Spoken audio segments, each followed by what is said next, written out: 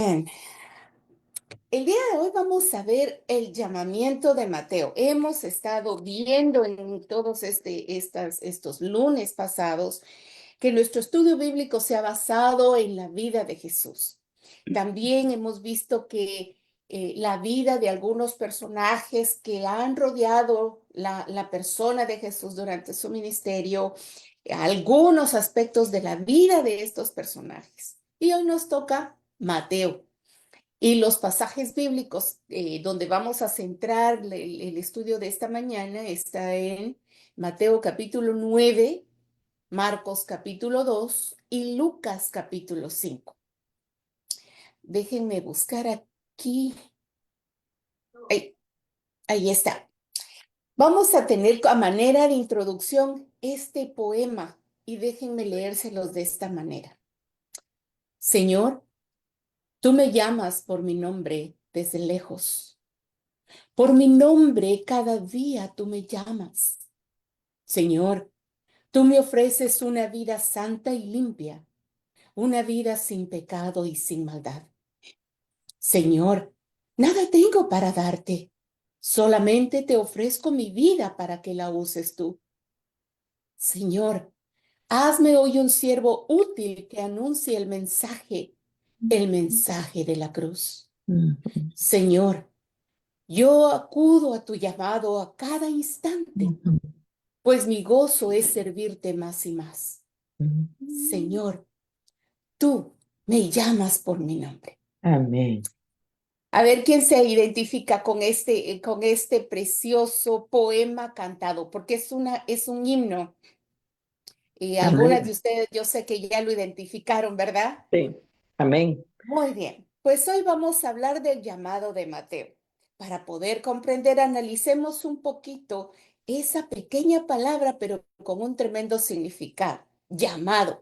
Y les pido por favor que con su dedito, así prontamente, abra su micrófono y me compartan qué entienden ustedes por llamado. Llamado, ¿qué es llamar? ¿Qué es un llamado? A ver. Es un O dedocráticamente les pido ahí que me compartan. A ver, Sonia, ¿qué entendemos? A ver, hermanas, un llamado es que alguien expresa en palabra el que lleguemos a un lugar determinado. muy bien, exacto, alguien que nos ayuda a llegar a un lugar determinado. Algo más. ¿Qué más es la palabra llamado? Sí. Hermana Ana, perdone, no tiene abierto su micrófono. Ah, no, ok, está muy bien.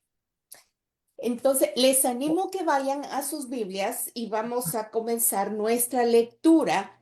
Alguien que por favor me tenga listo Mateo 9 del 9 al 13.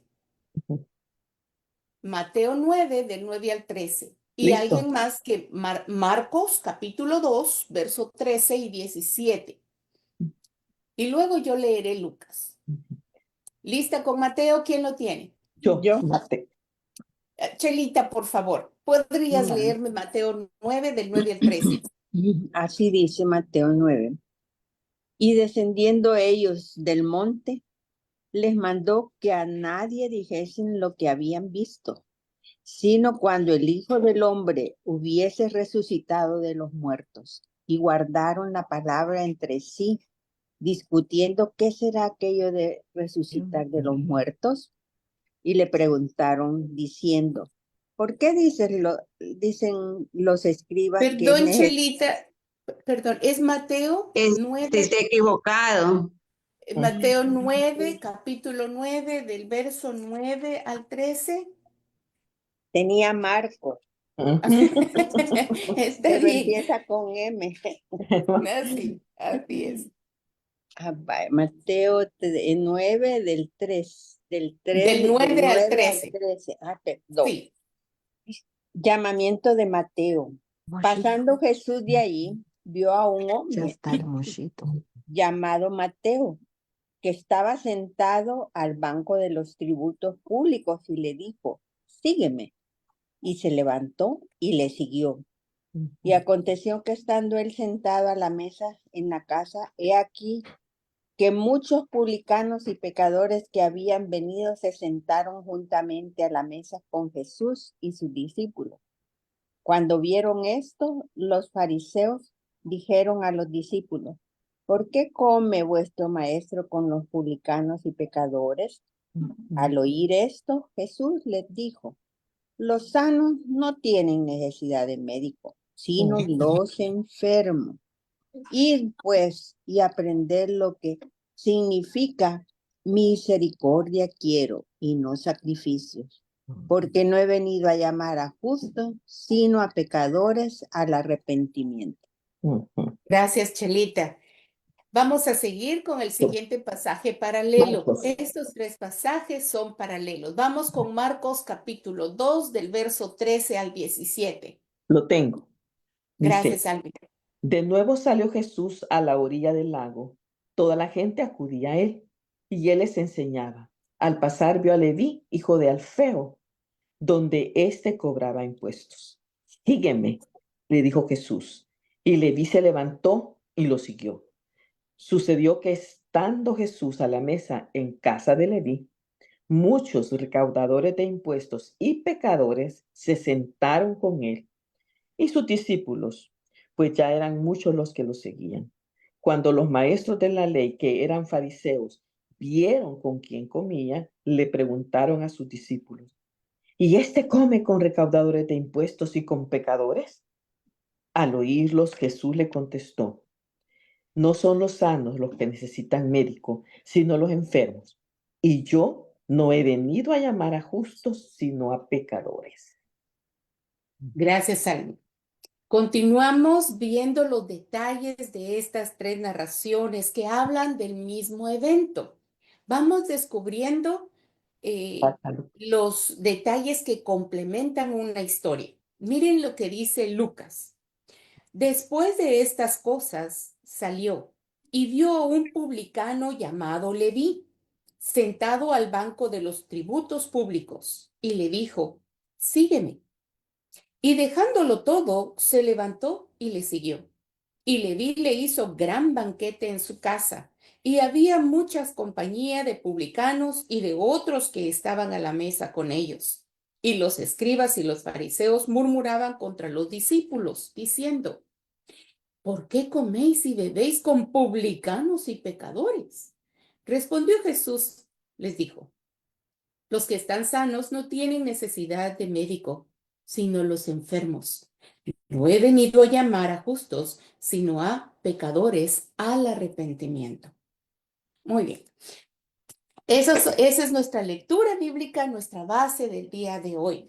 Hablemos entonces acerca de qué es el llamamiento. ¿Qué es un llamamiento?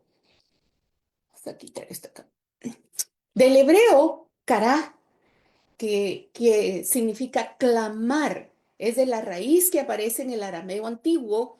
En el Antiguo Testamento podemos encontrar esta palabra kará, que está guiando a que se interprete de que es un clamor, una llamada a algo.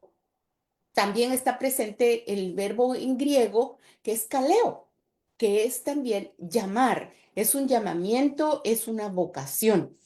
Un llamamiento, y vamos a ver 4 aspectos, 4 maneras en la que se usa esta palabra, el llamamiento y salvación, llamamiento y misión, llamamiento de los profetas y un llamamiento en Cristo. Así, vamos entonces a la primera, el llamamiento y salvación. En este sentido ordinario significa llamar a alguien por su nombre. Vemos nosotros que hay una característica muy particular en este llamado, que conoce el nombre, el conocer el nombre de una persona o una cosa implica a menudo una declaración de soberanía sobre ella. Y en el Antiguo Testamento, esta palabra y esta manera se atribuye a la persona de Dios. que cuando Él llama, se usa este cará, se usa esta palabra con el sentido de que se está reconociendo que quien llama tiene autoridad y soberanía sobre la persona llamada o la cosa a la que llamó. Entonces, vemos en Génesis un ejemplo. Dice, llamó Dios a la luz día, le puso nombre. El creador crea la luz y la nombra como día. Día es el nombre de esa claridad. Y nosotros la podemos vivir, la podemos observar, la podemos tener, la podemos sentir cuando amanece, cuando comienza el día. Tenemos otro ejemplo en Génesis 2:19. Dios concede a Adán que llame por nombre a los animales como una declaración concreta de su señorío relativo sobre ellos. El Señor Dios Creador le concede a Adán el privilegio de tener la potestad de ponerle nombre a los animales, de llamarles, de decir, tú te llamarás vaca, por ejemplo, ¿verdad? Que puede ser que durante el transcurso del tiempo haya cambiado su nombre, pero es ese nombre. Se distingue al animal cuando se menciona su nombre. El llamamiento es una acción. Está implicado. Ahí está. Es una acción de llamar. Es llamada, es una invocación, una convocatoria. Todas estas acciones están relacionadas con el llamar. Muchas veces dejamos pasar pasajes bíblicos con tremenda enseñanza, con tremenda riqueza, porque no le damos atención real a ciertos verbos, a ciertas palabras que nos ayudan a comprender mejor el concepto de todo aquello que yo estoy leyendo. Llamar en nuestra lengua. Fíjense que les pido disculpas, mi computadora está un poco lenta y no me deja avanzar apropiadamente, pero allí va. En nuestras lenguas también significa solicitar ayuda de alguien, pedir auxilio.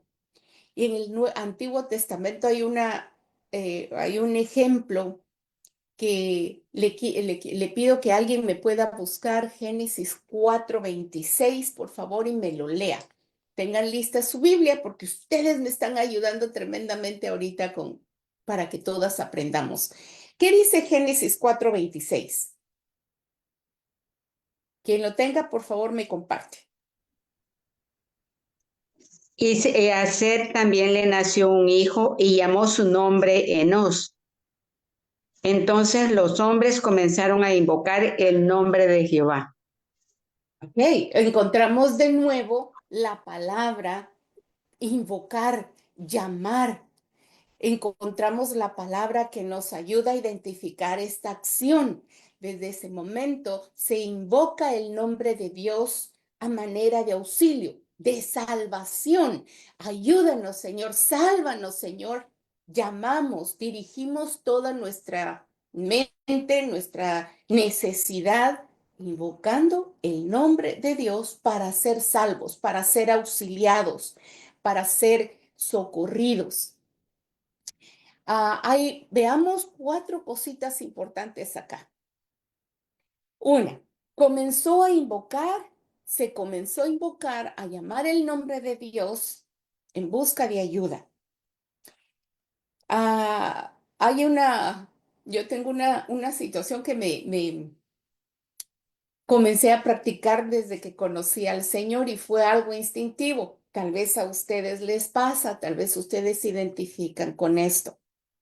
Cuando hay un momento de peligro, especialmente si voy manejando y alguien con imprudencia se atraviesa y corta el camino o a punto de un accidente, mi mente y mi corazón no piensan, solo se coordinan diciendo, Jesús, Jesús. En mi corazón yo sé que en su nombre es poder, en mi corazón yo sé que es la única palabra que viene a mi mente.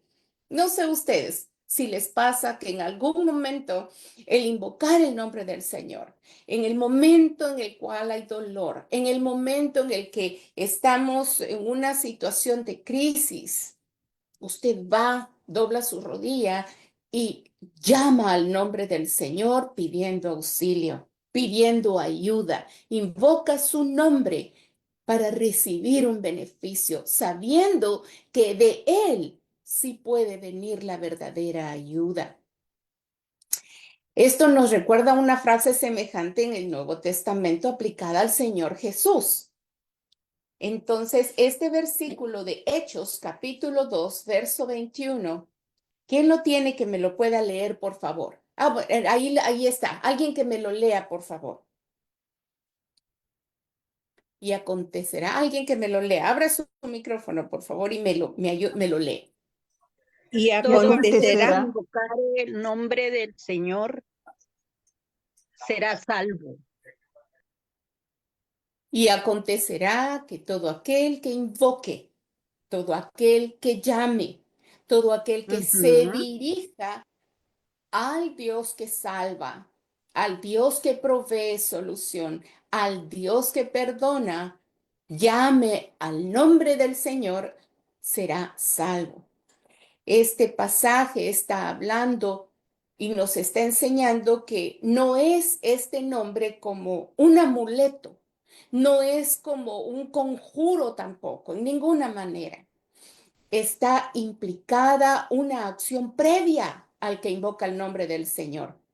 Aquel que ha reconocido y se sabe que es pecador y se sabe que es merecedor, recipiente perfecto del juicio de Dios por causa de la desobediencia, por causa del pecado, por causa de esa naturaleza que también nos lleva a pecar.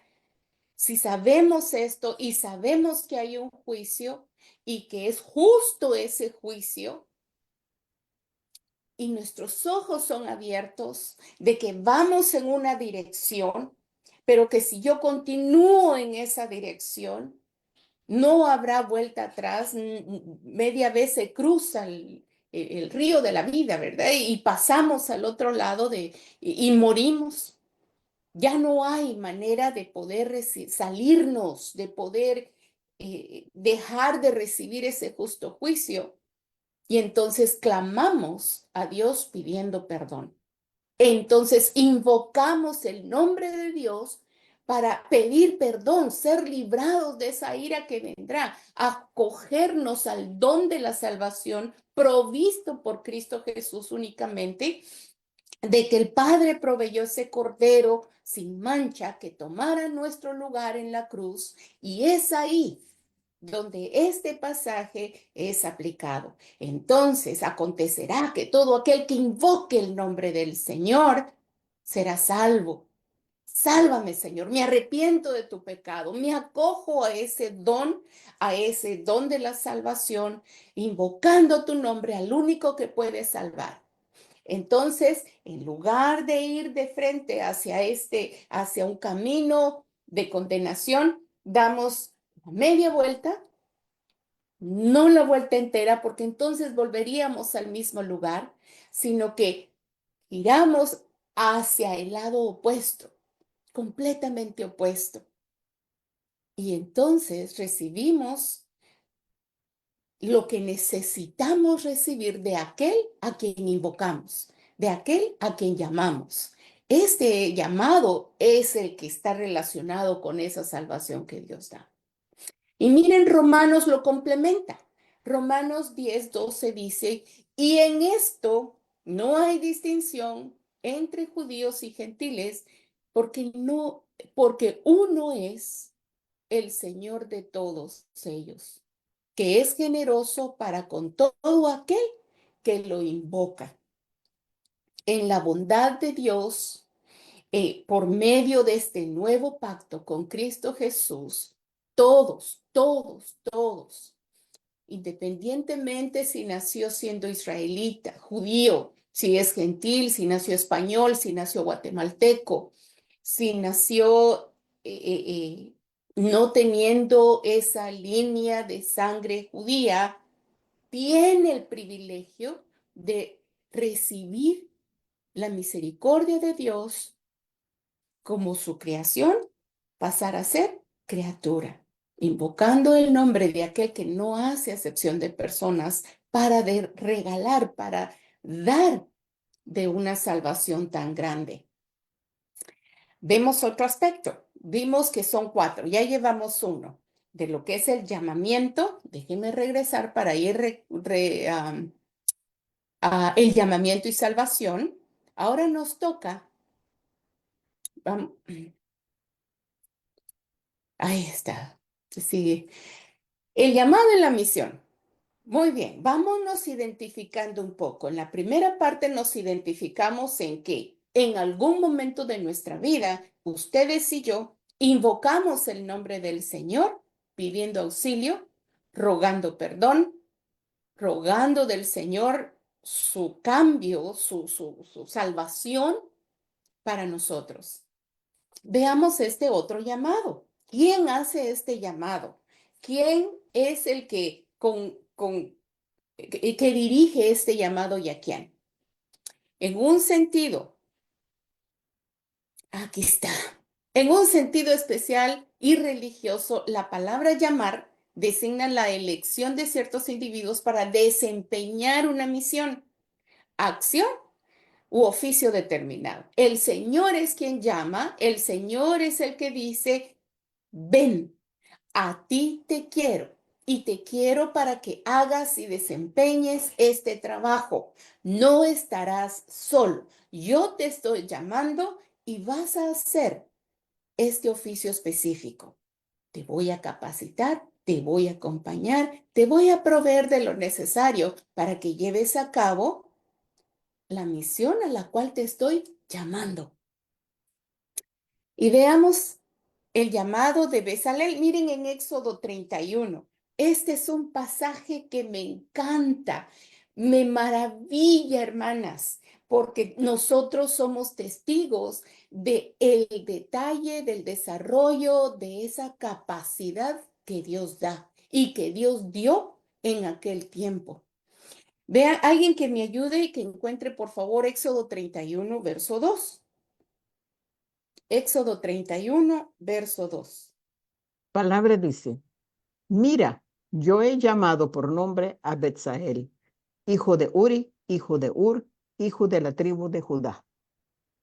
Y el verso 3 dice, yo le he llenado del Espíritu de Dios en sabiduría, en inteligencia, en ciencia y en arte. 4, para inventar diseños. Mira, yo he llamado. Este tipo de llamado lleva consigo un propósito. Llama para hacer algo. El Señor ve, separa a alguien, lo llama por nombre con toda autoridad y le dice qué tiene que hacer en su llamado. ¿Para qué lo llamó? Y lo llamó específicamente a Bezalel, hijo de Uri, a poner sus dotes artísticos, hermanas, al servicio de la construcción del tabernáculo, del arca de la alianza y del arca de la alianza. Algunas de ustedes que son tremendamente habilidosas para tejer, para coser a máquina, pintar, hacer flores, para diseñar, hermana, yo he visto algunas hermanas que hasta desarman y vuelven a armar su licuadora y lo hacen perfectamente bien. Es una habilidad de una comprensión mecánica que Dios les ha permitido tener, que Dios les ha dado. En este pasaje nosotros vemos el resultado de aquel que no solo atendió al llamado, sino que puso al servicio de Dios diligentemente sus dotes artísticos y hubo un resultado. Y esto, miren, les quiero enseñar esta fotografía.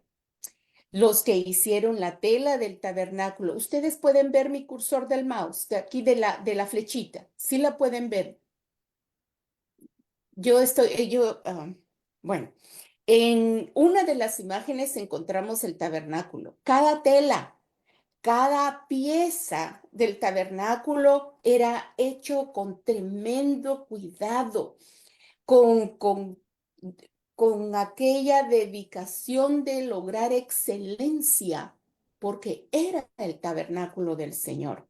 ¿No? Y mayormente en la parte de la segunda parte del templo, que es el lugar santísimo, donde se encontraban piezas de exquisito detalle. Uno de ellos era la menorá, era el candelero, ¿verdad? Fíjense que esa es una pieza, y válgame la redundancia, por favor, de una sola pieza. Es hecho de oro macizo, no está bañado en oro, no es de la mejor madera, es una sola pieza con todo y sus adornos y sus extensiones, una sola pieza hecha de oro macizo. Y es hermosa, tiene por fuera diseños, tiene por fuera, y que usted la mira y pareciera como que una máquina, ¿verdad? De una tremenda inteligencia haya diseñado. No, fue el cerebro de alguien que aceptó el llamado, que vino y logró hacer con dedicación, logró cumplir su llamado. Así que veamos entonces el llamado al servicio del Señor y tratemos de ir nosotras involucrándonos un poco en lo que vamos aprendiendo. Ese servicio al Señor que ocurrió en el antiguo tiempo con Moisés, con los profetas, con los jueces, con los reyes, y en general a todo el pueblo de Israel. Ese llamado, déjenme ponerles acá, que hizo el Señor. Mire, esta es una de las imágenes más hermosas. Dios se acerca al hombre y Dios le muestra al hombre su misericordia cuando hace un llamado. En sentido más amplio es un llamado dirigido a toda la humanidad. Para nosotras ver los ejemplos como de Moisés, los jueces, los profetas, esos llamados estaban dirigidos y orientados de parte de los profetas hacia el pueblo, tenían una dirección. En la mayoría de las ocasiones era un llamado al arrepentimiento. A ver si recordemos un poquito cuando el profeta venía y decía, arrepiéntanse de su pecado. El Señor ha dicho no matrimonios mixtos, que haya justicia social, dejen la idolatría, arrepiéntanse de eso. El profeta cumplía fielmente el llamado de profeta, haciendo su misión con el propósito de que alcanzara a todo el pueblo el mensaje y hubiera una reacción. Y en sentido más amplio, ese mismo concepto, esa misma misión, es un llamado dirigido a toda la humanidad. Y es ahí donde ustedes y yo nos podemos identificar con un llamado. En un sentido, como decía, más amplio, es un llamado dirigido a toda la humanidad con vista a su salvación. De manera muy especial, muy providencial, hoy se oraba un salmo muy hermoso y en uno de esos pasajes comparto lo que dije al principio, hermana Miriam, oraba por la paz del mundo. Hay caos en el mundo, hay aflicción, hay guerra, hay hambre, hay persecución, ha habido muertes a muchos misioneros de los cuales se sabe poco. Si entran ustedes a una página, se llama Puertas Abiertas, es una página cristiana, muestra la persecución al cristiano, no por ser malvado, no por haber infringido la ley, sino por llevar en su boca un mensaje de arrepentimiento y de oportunidad de salvación bajo el nombre de Cristo. No nos persiguen a nosotros, persiguen el nombre de Jesús.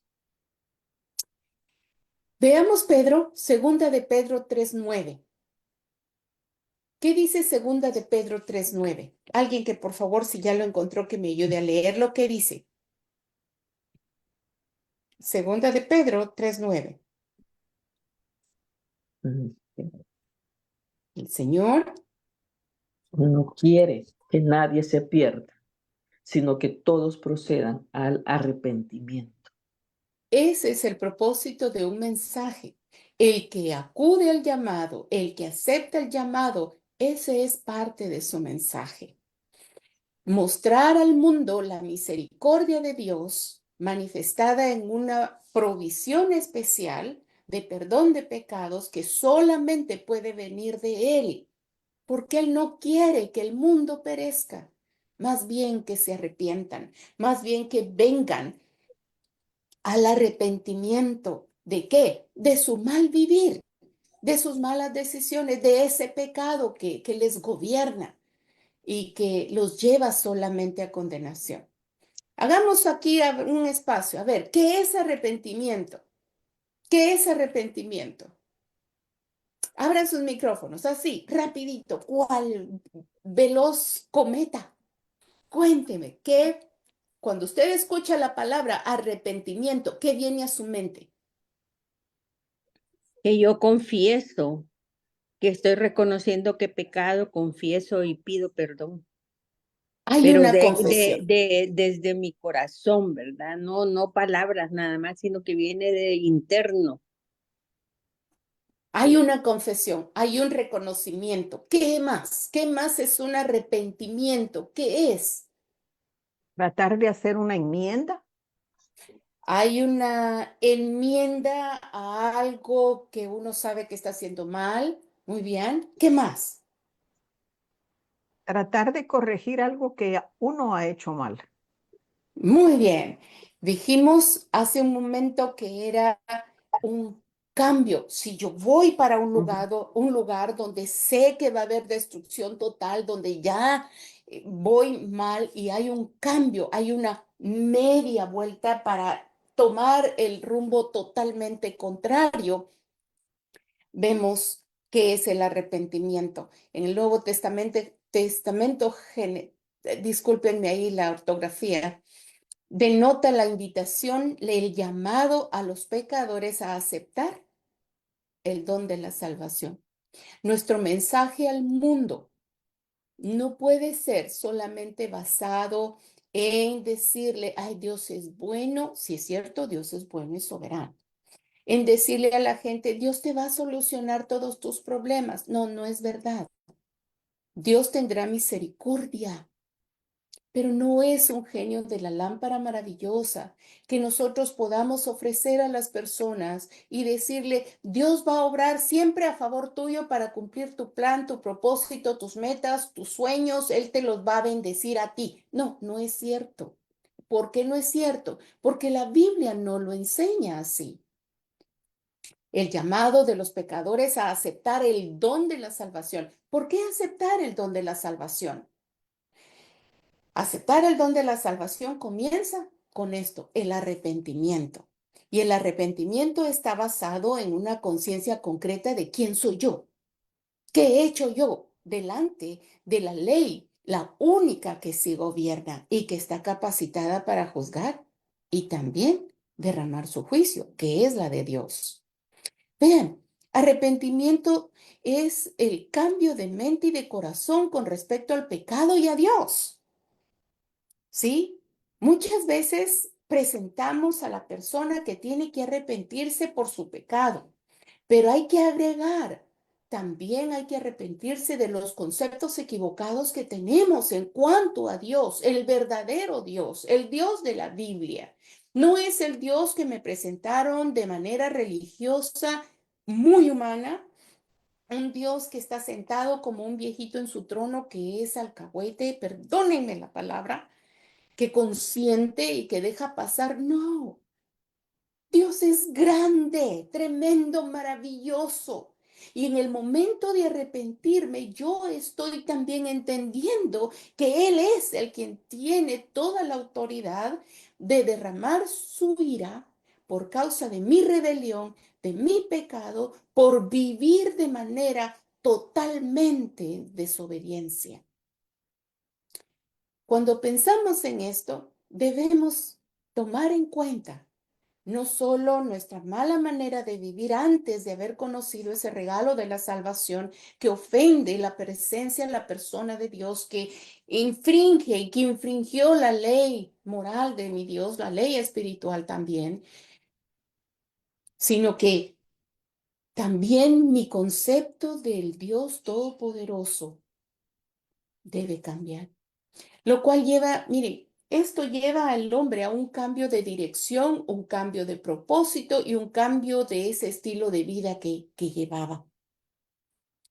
Muchas veces en campañas evangelísticas o en servicios especiales evangelísticos o al momento de presentarle el evangelio a una persona, esta se compunge o tal vez a nosotros nos pasó de compungirnos, de sentirnos mal y si es cierto lo que dice, pero ha quedado solamente acá, nada más. No ha habido una convicción real de ser responsables o de ser culpables de pecado.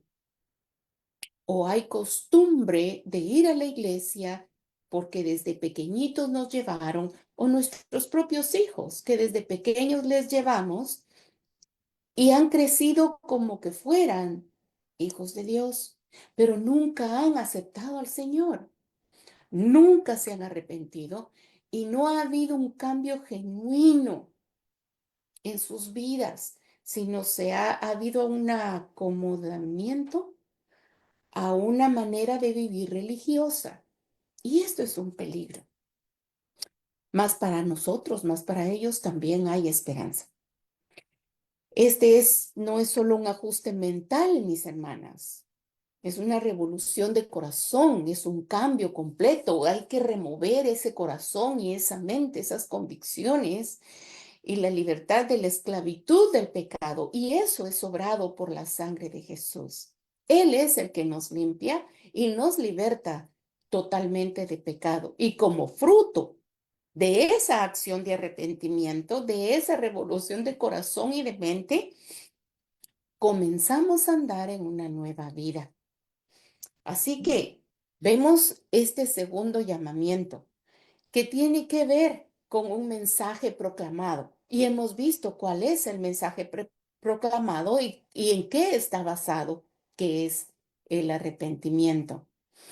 Veamos un poco la tercera parte, que es el llamamiento de los profetas.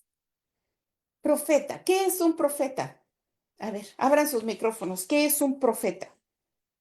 ¿Quién es un profeta? Alguien que anuncia algo dicho, bueno, en ese sentido, algo que Dios les había dicho, entonces ellos lo anunciaban, lo proclamaban. Sí, exacto, correcto, así es. Era en el Antiguo Testamento está calificado el profeta que recibía un mensaje de Dios, hablado directamente de Dios, descrito específicamente en la mente y en el corazón del profeta para que fuera anunciado sin alteración alguna ese mensaje que tenía que deliberar, que llevar. Actualmente hay muchas personas que se dicen profetas, pero mal usan el término porque están anunciando mensajes de su propia mente y de su propio corazón. No están apoyados ni avalados por la escritura. Ya en la escritura se habló, ya se escribió y el canon bíblico se cerró. No puede venir una persona a decir, tuve una visión anoche y por eso te vengo a dar un mensaje de Dios, de una revelación que yo tuve. No, algunas veces, no es así. Algunas veces sí podemos nosotros decir, te soñé anoche, me preocupé, oré por ti, oremos juntas, que el Señor tome control, pero no con el sentido de yo tener un grado superior a los demás, sintiéndome que Dios me habla a mí audiblemente y que me revela cosas que no están escritas, mensajes directos. Cuidado con esto, cuidado. Los profetas representan un prototipo del llamamiento divino. Y miren, este prototipo me gusta mucho el ejemplo que les quiero dar. Hay en Amazon pude encontrar algo que estuve buscando por mucho tiempo y es una especie de polvo que se convierte en arcilla o una arcilla que se convierte como en una, al mezclar todos los líquidos que trae, como que fuera una especie de plasticina, una arcilla donde usted puede formar, hacer un molde de algo que usted quiera. Usted puede meter su mano, usted puede meter el piecito de su nieto, usted puede meter la mano suya y de su esposo, usted puede meter lo que usted quiera. Y pasado un tiempo, este material, el líquido, endurece, luego usted puede sacar su mano y ya le queda un molde original. Eso es un prototipo. Entonces, los profetas representaban el prototipo del llamamiento divino en el Antiguo Testamento. Dios se dirige a la conciencia del individuo o a lo íntimo de su corazón, alterando su existencia. Cuando hay un llamado de Dios, no puedes quedarte igual. No puedes. El llamado de Dios forzosamente te hace a ti tener una acción en tu mente, en tu corazón, algo que te pone a ti, te altera a ti, ese llamado divino, altera tu existencia y haciendo de él una persona nueva con vista a la misión a la que él te llamó. Si Dios habla, si Dios llama, que llama por nombre con toda autoridad y señorío sobre ti, hay una consecuencia, hay una respuesta lógica al Hijo de Dios. El Señor puede llamar a otra persona, pero si no es hijo, posiblemente se quede igual, a menos que el llamado sea al arrepentimiento para confesión de pecados y esta persona viene y se confiesa. Pero mucha gente escucha el mismo mensaje y no hay respuesta a ese llamado. Ahora, en el antiguo tiempo esto pasaba con los profetas. En nuestro tiempo, Nuevo Testamento, el Señor dio un mandato, dio un llamado, hizo un llamado.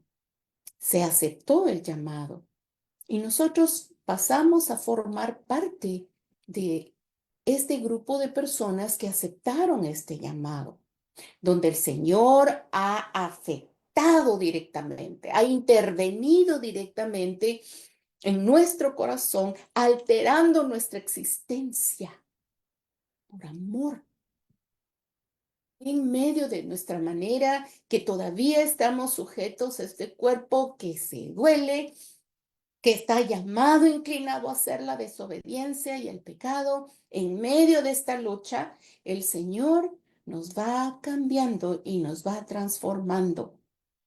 Porque a todo este grupo de hombres y mujeres, niños, hijitos, que han aceptado este llamado y han confesado, los ha hecho su templo, su cuerpo, su iglesia.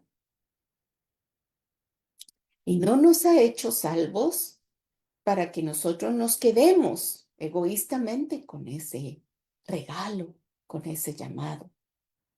Hay algo especial que hay que hacer y cumplir con este llamado y cumplir fielmente al llamado que Dios nos hizo. Veamos cuál es ese llamado. Veamos un ejemplo. Hay un hombre. A ver, antes de poner las letras, ¿a quién representa esta imagen? A ver, ¿quién me dice si reconocen este personaje? La ¿Quién es? refiere a Juan el Bautista. Juan el bautizador, Juan el llamado, el bautista, porque bautizaba. Dios llama al profeta para confiarle una misión.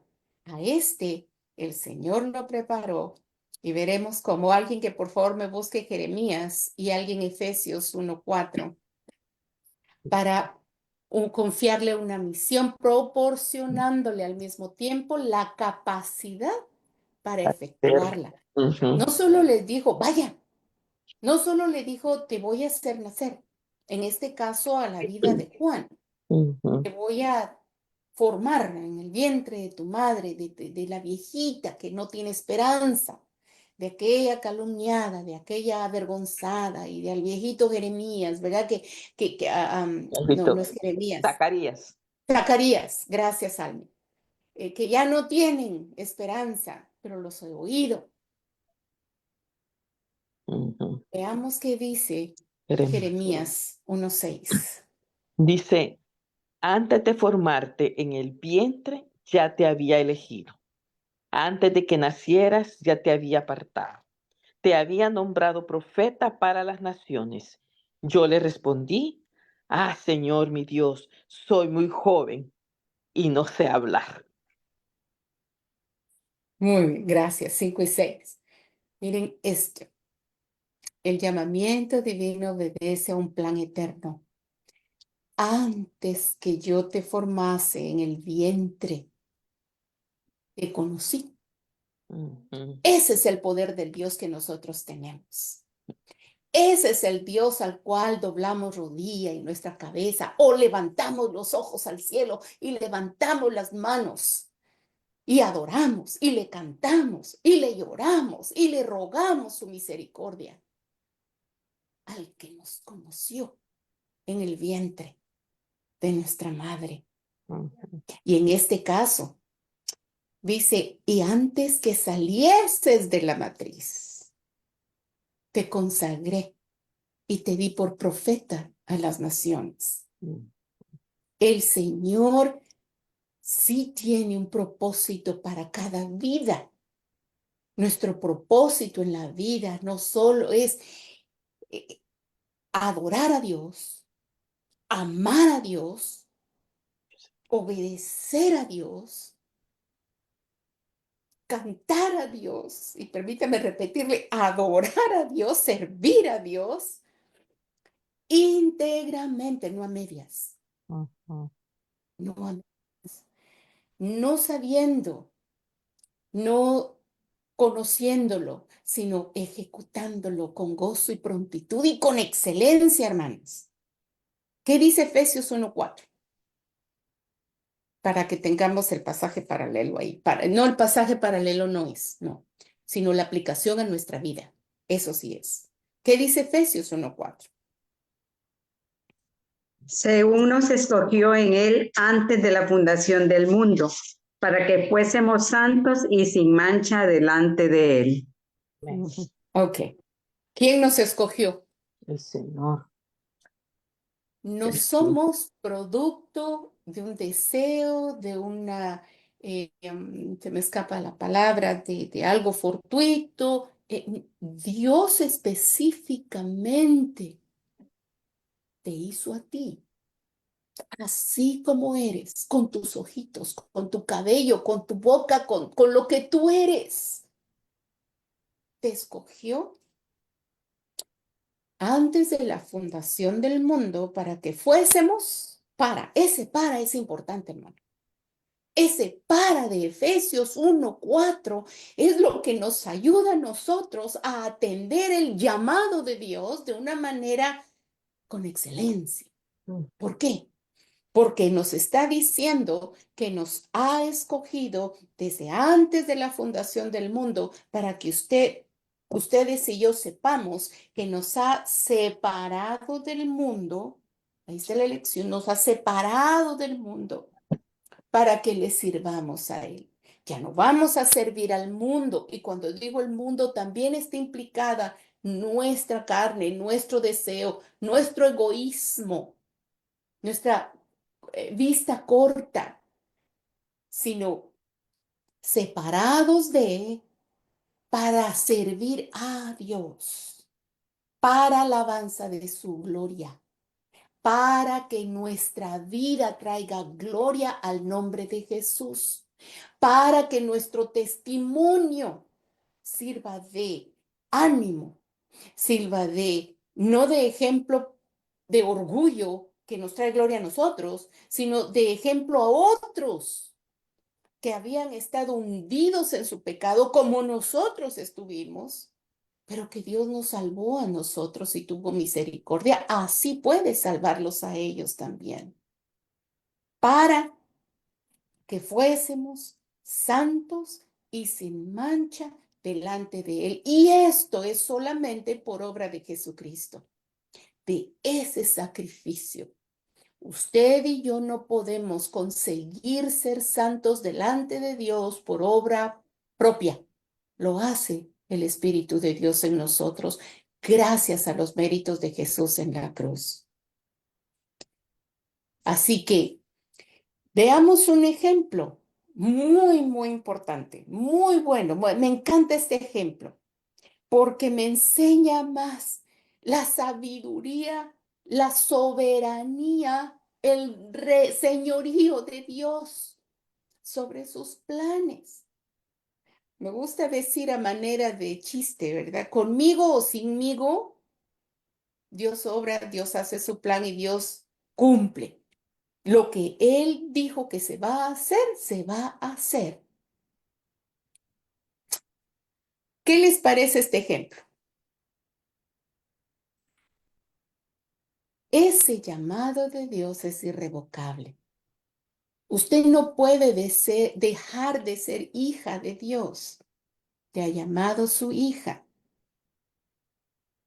Mas a todos los que le recibieron, a los que creen en su nombre, les dio potestad de ser hechos, de ser llamados, pero hecho legalmente, con todos los documentos legales, hijo de Dios. Usted no puede dejar de ser hijo. Media vez es hijo, es hijo. Y como hijo, Dios nos va a tratar. Como hijos, Dios nos va a enseñar. ¿Quién es este personaje? A ver, ¿quién es este personaje? Jonás. Jonás. Nos acordamos del canto en escuela dominical, ¿verdad? Jonás no le hizo caso a la palabra de Dios. Por eso al mar profundo la gente lo tiró. Él dijo, no, no, no, no, no, no, no, no. ¿Cómo voy a aceptar yo este llamado? ¿Cómo voy a ir yo a decirles a esta gente tan mala, tan perversa que ha lastimado a tu pueblo, Señor? ¿Cómo les voy a decir que tú les vas a dar a ellos misericordia también? ¿Cómo es que yo sé que tú los vas a perdonar? No, no, no, no, tu perdón y tu misericordia es solo para nosotros. Así que yo no voy. Me hago de la vista gorda y mejor me voy para el otro lado. Me voy a España. Me voy a ir por allá, lejos. No se puede huir de la voluntad de Dios.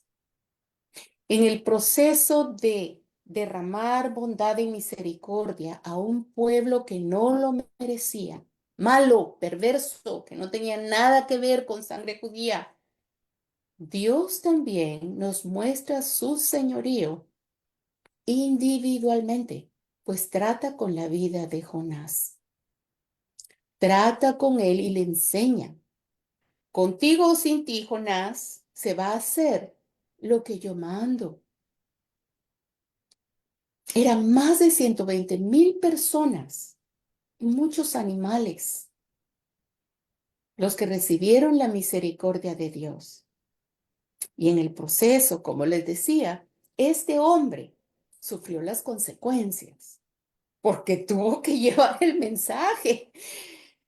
Ya sea un cachalote, o sea un tiburón gigantesco, o sea uno de los animales marinos de los cuales son enormes y no conozco yo todos sus nombres, pues se lo tragó. Él dijo, bueno, mejor me muero que antes que cumplir con la misión.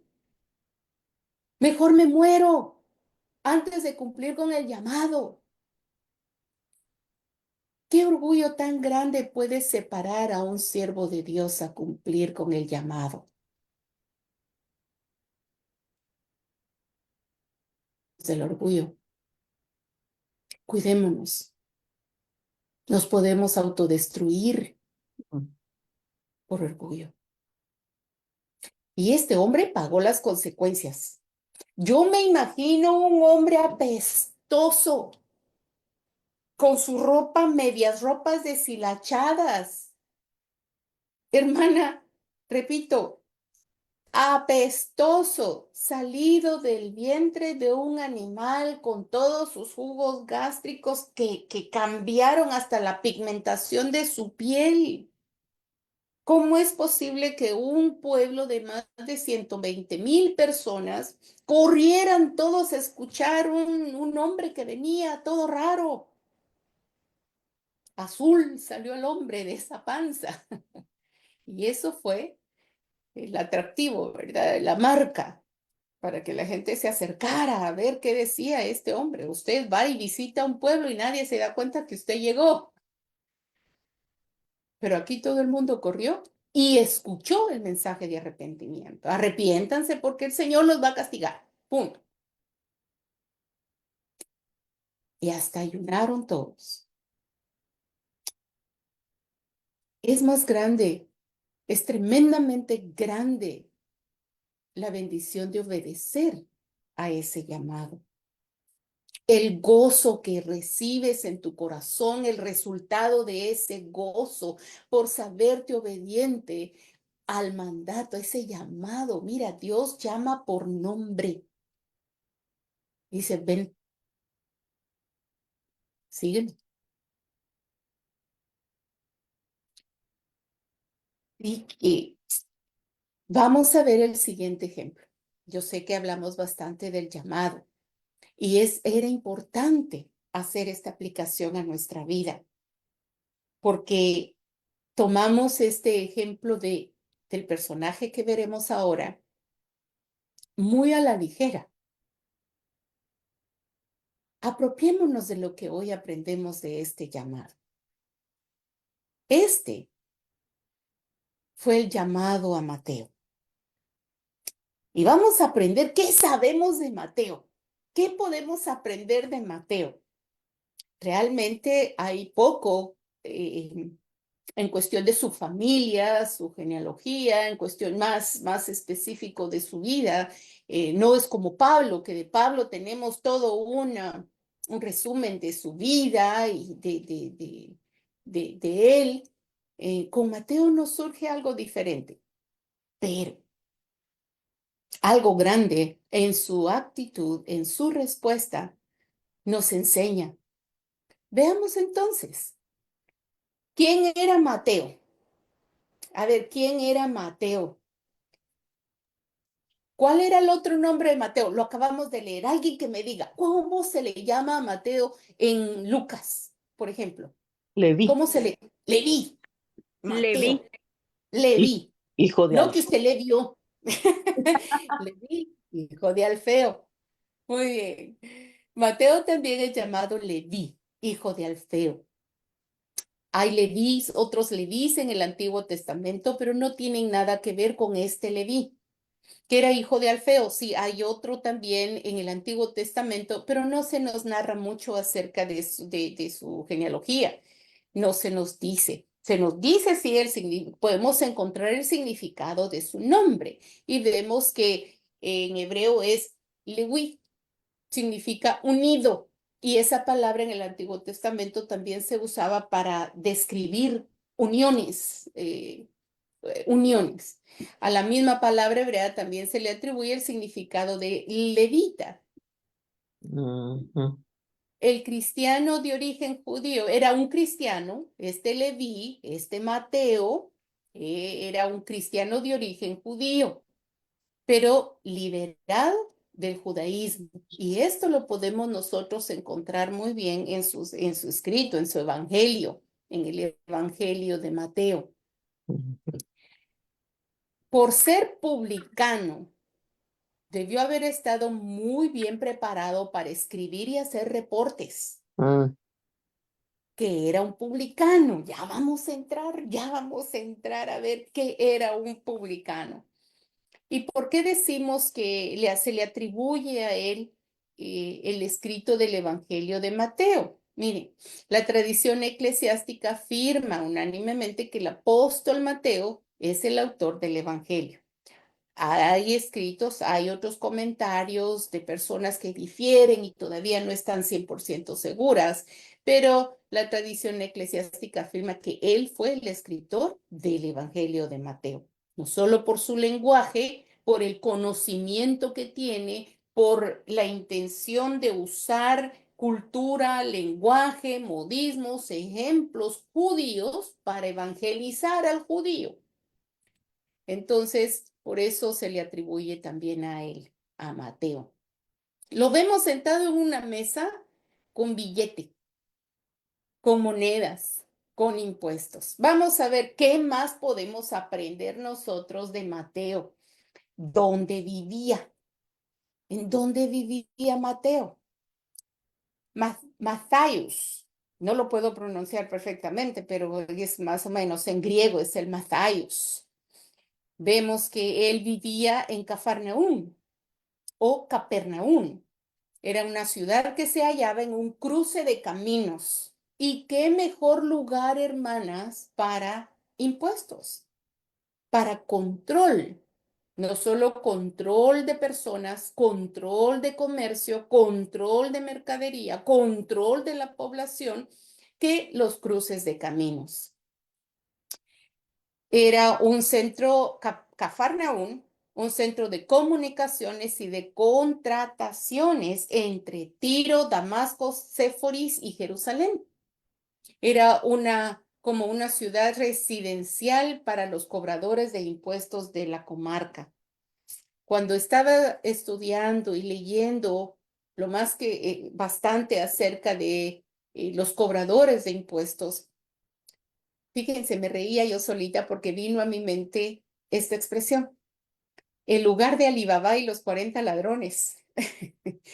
Este lugar, Cafarnaún, era muy conocido también porque residían muchos cobradores de impuestos. Era el lugar preferido para crecer económicamente. O sea, era muy conocido por esto también. Veamos entonces. En esta región no pasaba, no entraba comercio si no era taxado, si no era cobrado un impuesto por lo que se llevaba. Ninguna mercadería podía entrar en Galilea por esta región sin pagar el correspondiente impuesto. Y hermanas, a nosotros aquí en Estados Unidos, a cada abril, antes del 15 de abril de cada año, es obligatorio dar un reporte de impuestos, un reporte de ingresos, en donde se tiene que hacer una evaluación justa del pago de impuestos personales, por compañías, por todo.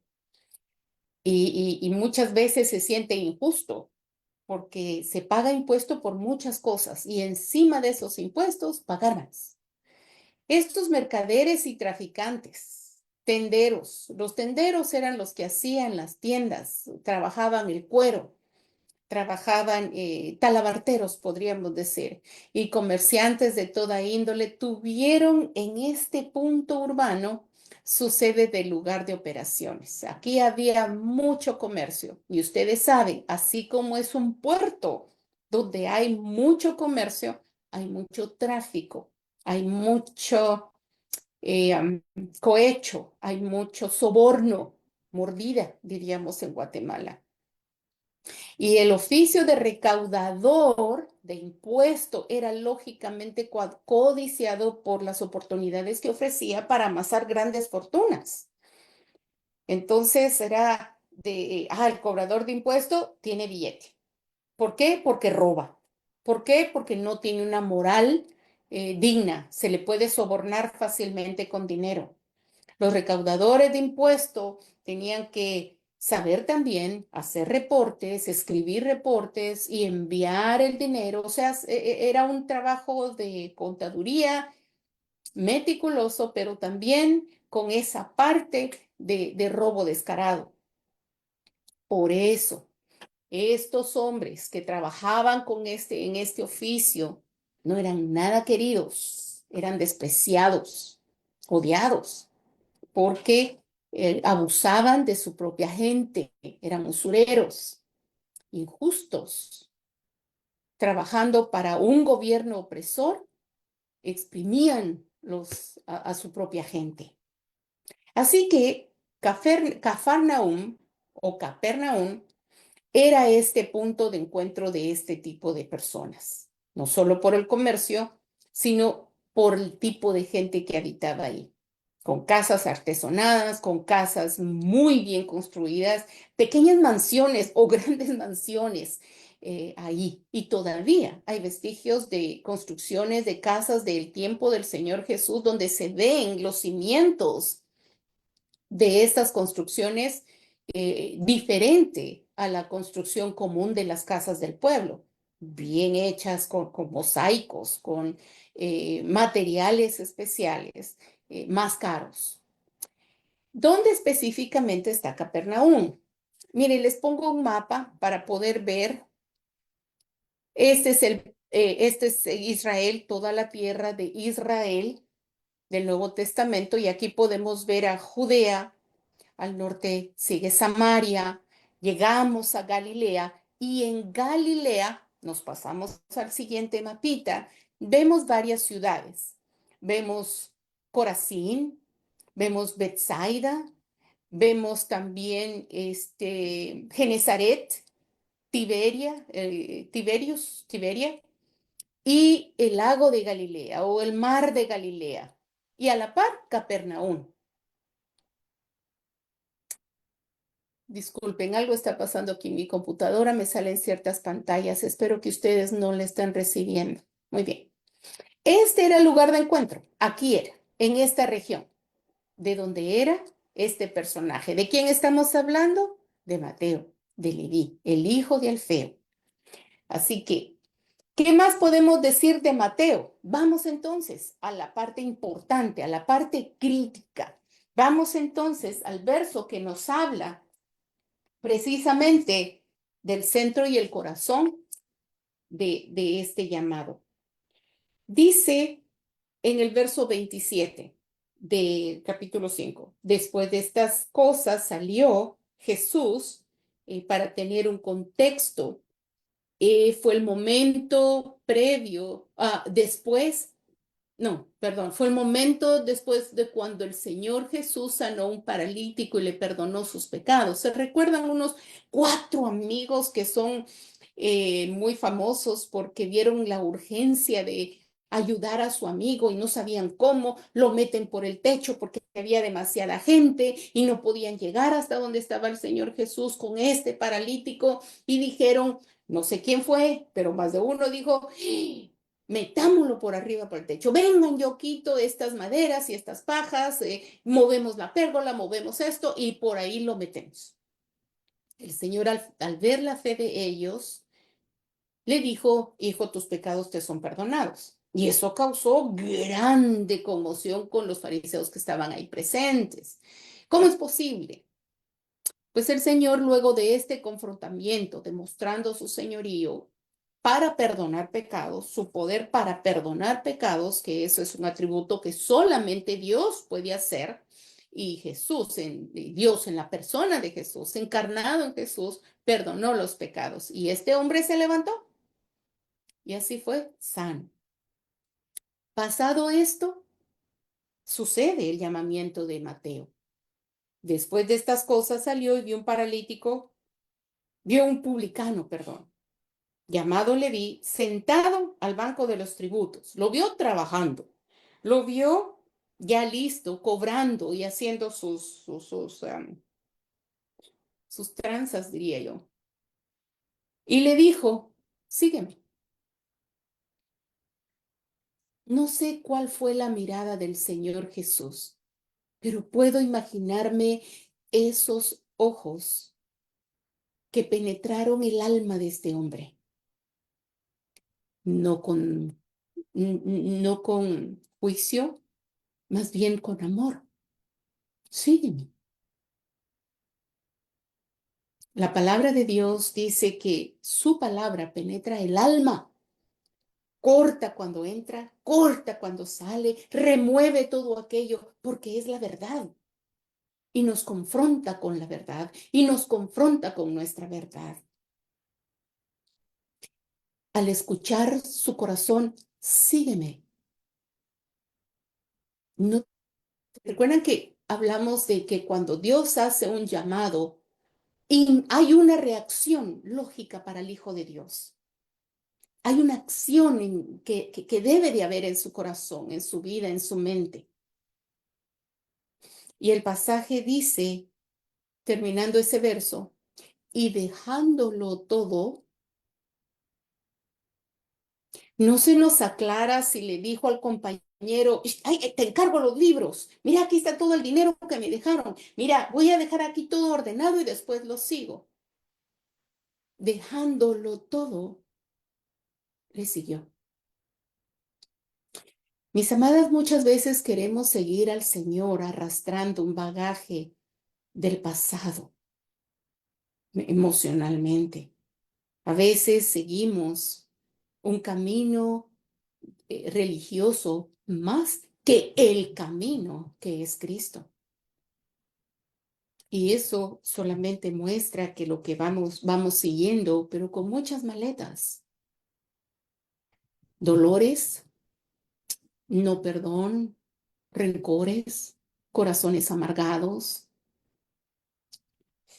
El ejemplo de Mateo, al seguir al maestro inmediatamente, nos ayuda a ver que el hombre sí puede escuchar la voz de Dios y actuar en el momento.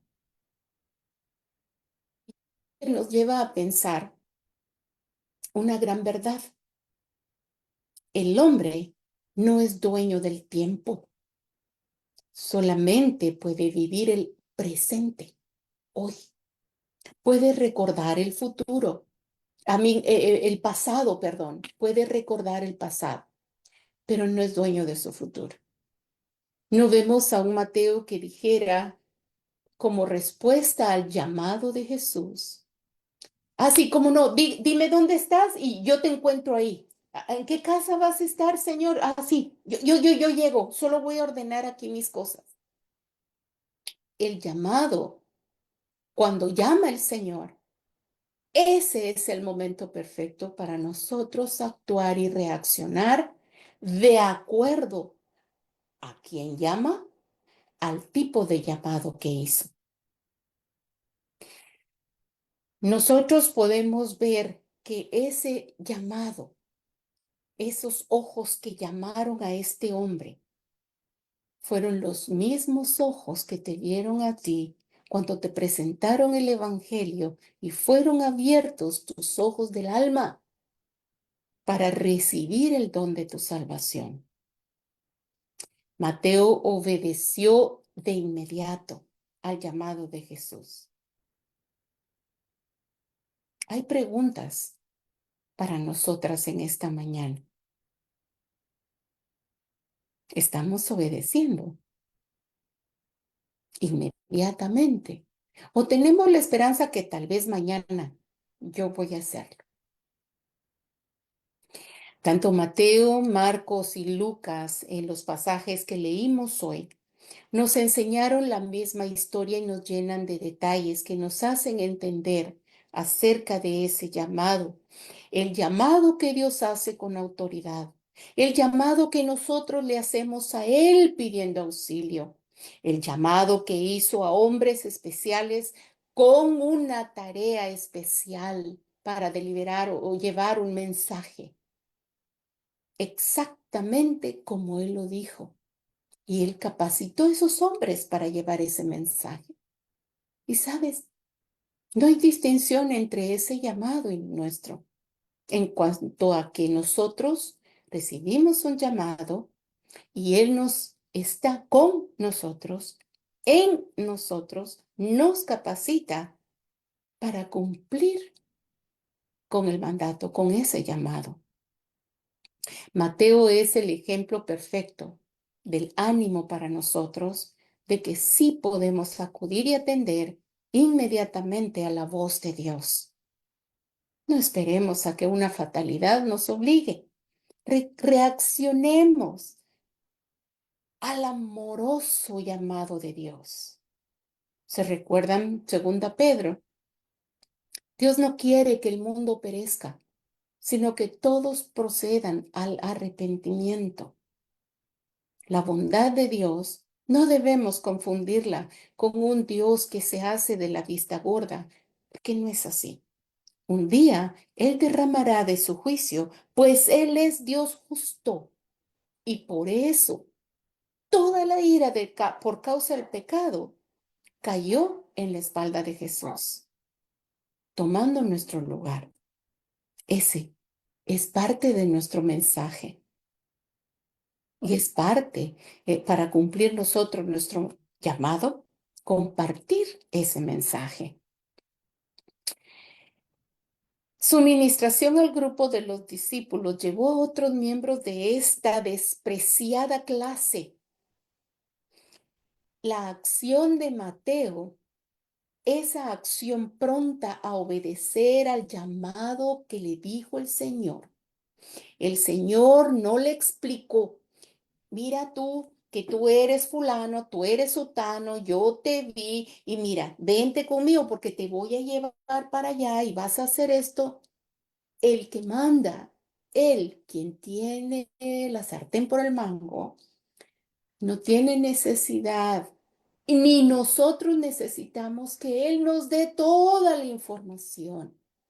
Para obedecer, solo se necesita obedecer en el momento.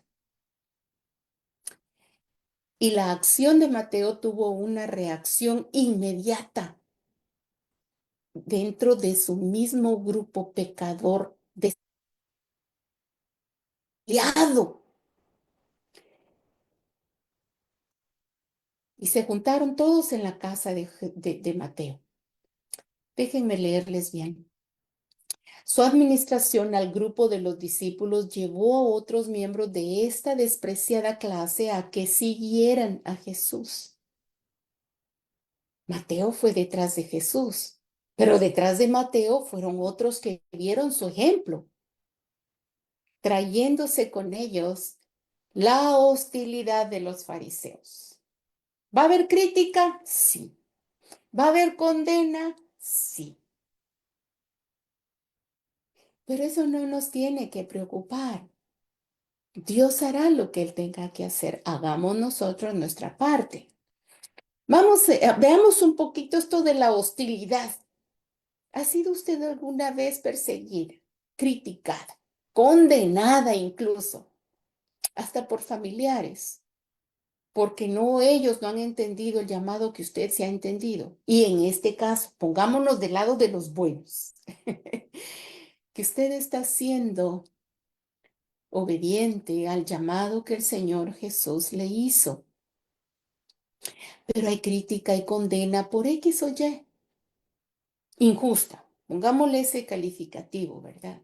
Que no es justo que le hayan condenado, que le hayan criticado, pero usted está haciendo lo correcto. Hay hostilidad de parte del mundo también al creyente que predica.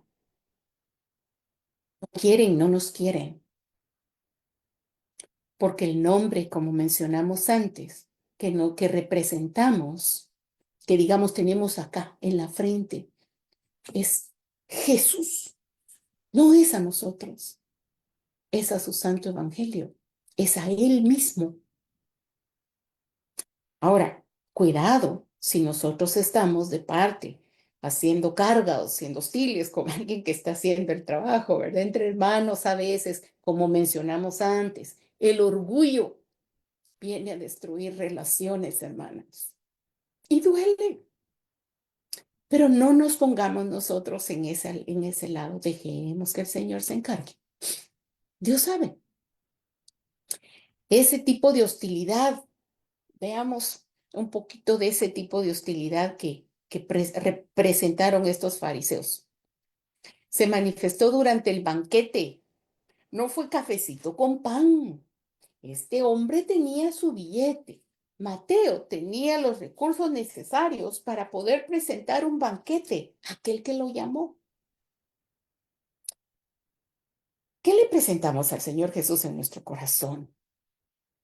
El primer tiempo de adoración, una adoración de manos levantadas, ojos levantados al cielo constantemente, de gozarnos delante de la presencia de Él y adorarlo, mostrando sí nuestra humanidad, nuestra debilidad, pero también ese deseo interno que tenemos de adorarlo, de crecer en el conocimiento de Él y de su palabra. Mateo le da al Señor un gran banquete. Recién llamado. ¿Cuánto más? Nosotros que ya le conocemos, que ya lo disfrutamos, que ya lo saboreamos como Padre, como Santo Consolador. Y en su propia mansión, en sus terrenos, en su lugar de habitación. No se lo llevó a un restaurante.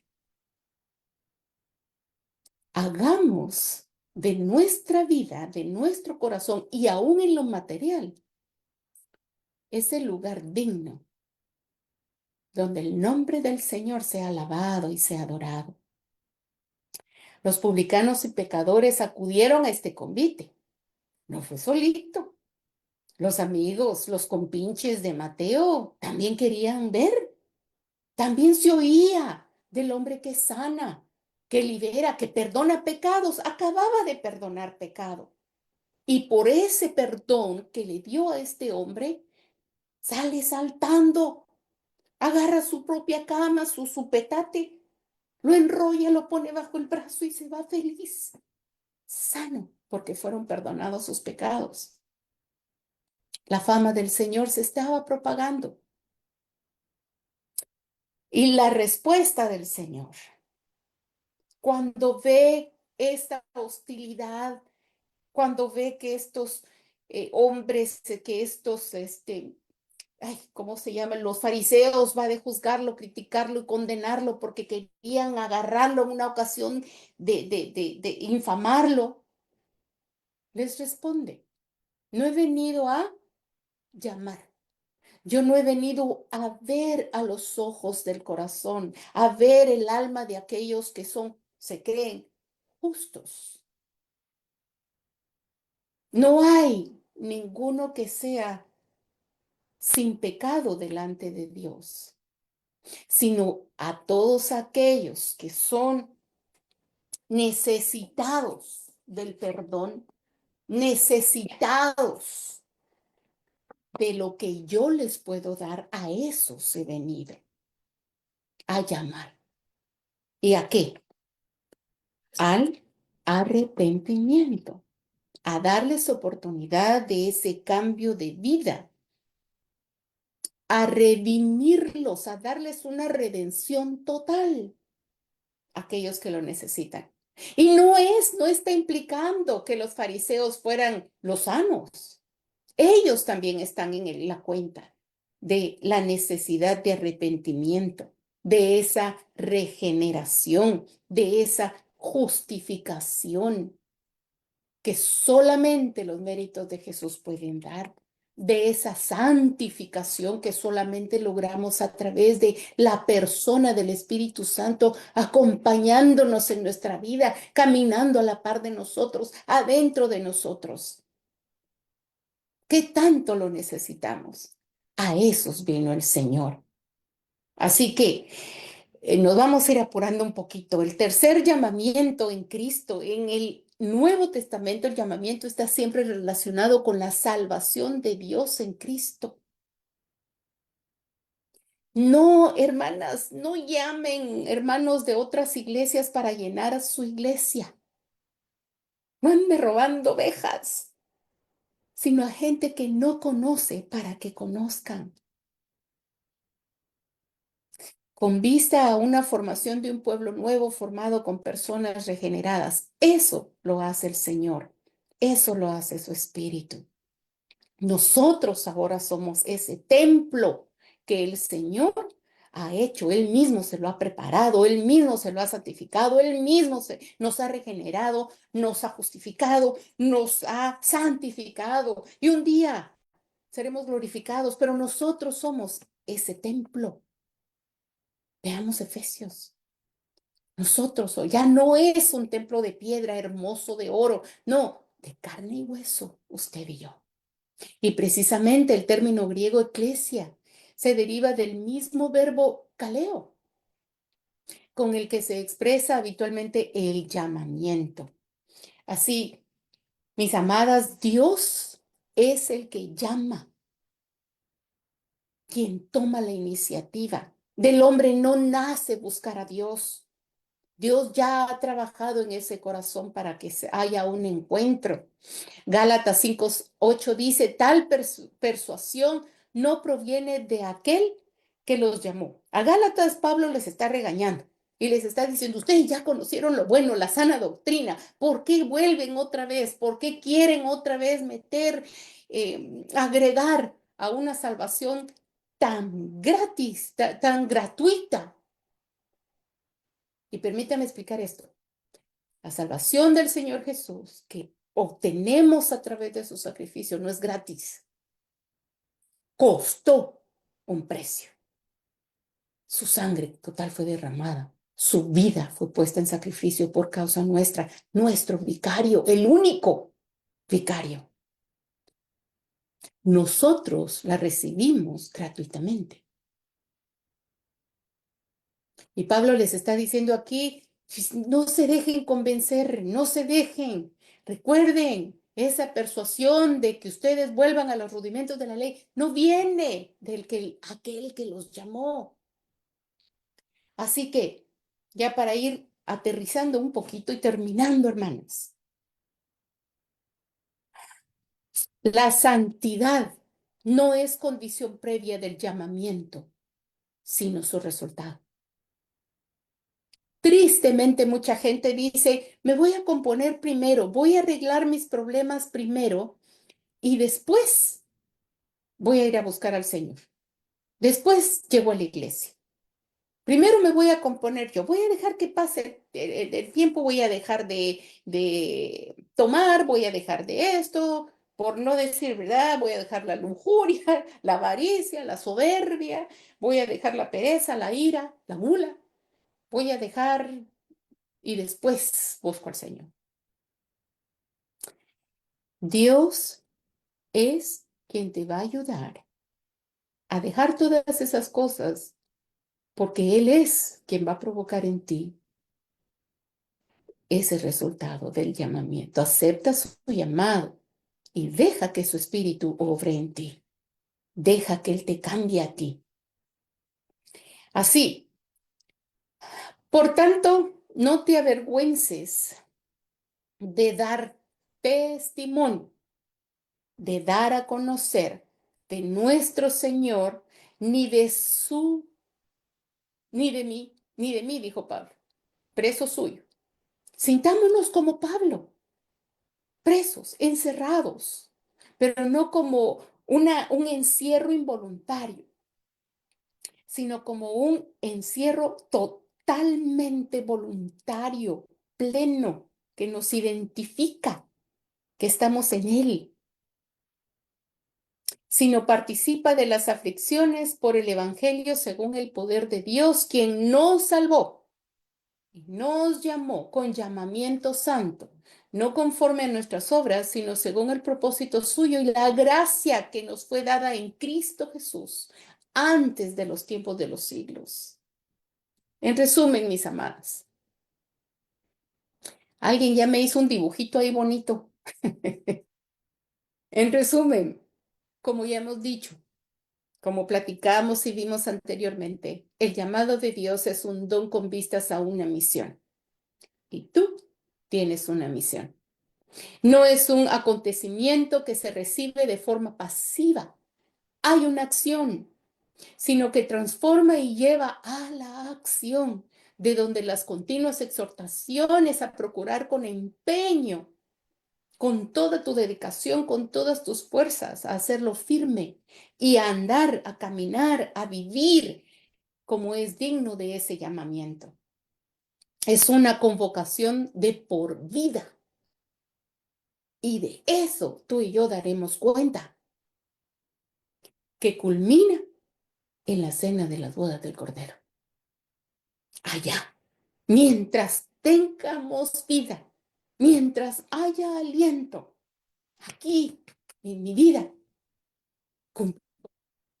cumplir con el mandato fielmente a todo lo que mi capacidad puede dar para hacerlo con excelencia. Sí, en medio de nuestras situaciones difíciles, pero creciendo cada día, buscando de Él, y Él lo hará en nosotros. Por eso, y tú, ahora, tú, preguntémonos a ti, ¿ya te llamó el Señor? ¿Cuándo te llamó el Señor? ¿Qué edad tenías cuando te llamó el Señor? ¿Dónde estabas? ¿Cómo fue ese día? ¿Te recuerdas de ese momento? Cuando fueron abiertos tus ojos y hubo arrepentimiento genuino en tu corazón. ¿Sabes cuál es tu llamado?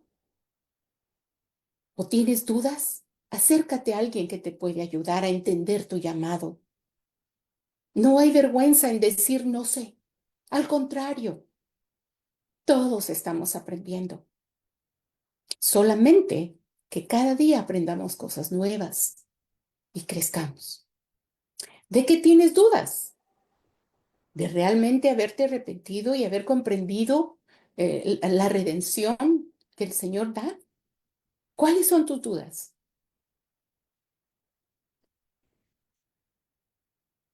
¿Cómo estás con tu llamado? ¿Lo estás cumpliendo? ¿Cumples con tu llamado a la manera de Dios o a tu manera? Usando solamente tu propio juicio, tu propio pensar. ¿Cómo está tu llamado? ¿Cómo lo estás cumpliendo?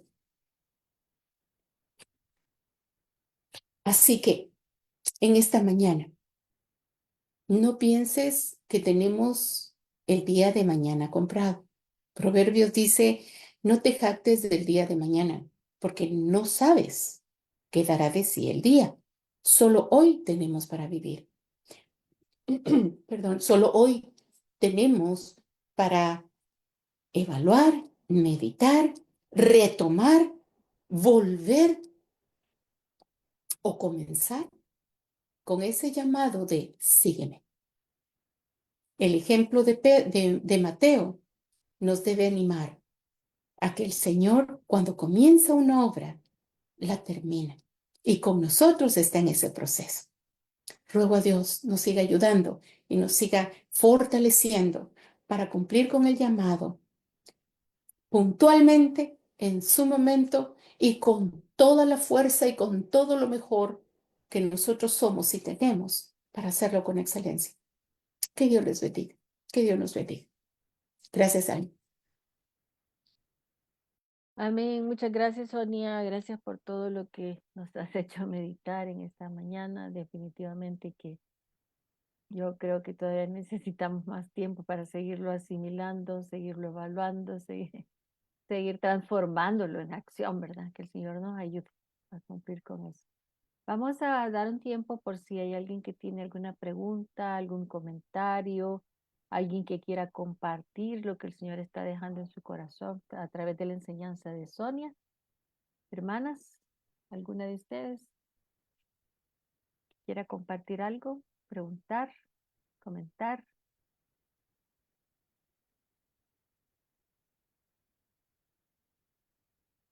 ¿No? Bueno, viste, necesitamos más tiempo para seguirlo evaluando, ¿verdad? Y seguirlo, yo creo que hasta volver a verlo. Ajá, Emma Olivia, usted iba a decir algo.